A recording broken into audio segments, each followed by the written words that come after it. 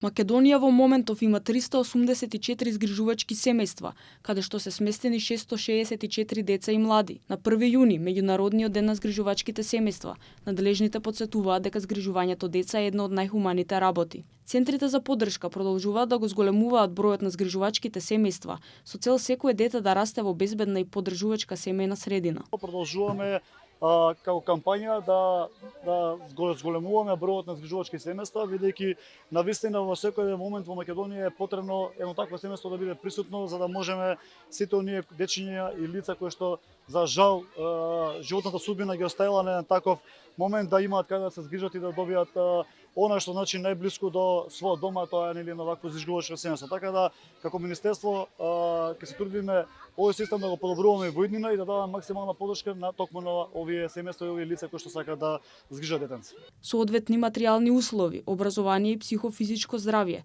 се едни од условите што згрижувачките семејства задолжително треба да ги исполнуваат. Државната грижа е и финансиски надоместок, преку 22.000 денари месечно за секое семејство. Потребно е да се промени целосно менталниот склоп, значи на населението во Македонија се уште смесност не е на високо ниво. За секој од нас како семејство да почне да размислува, да помогне на овие деца да го отвори својот дом и да пружа љубов, поддршка и социјална сигурност за овие деца.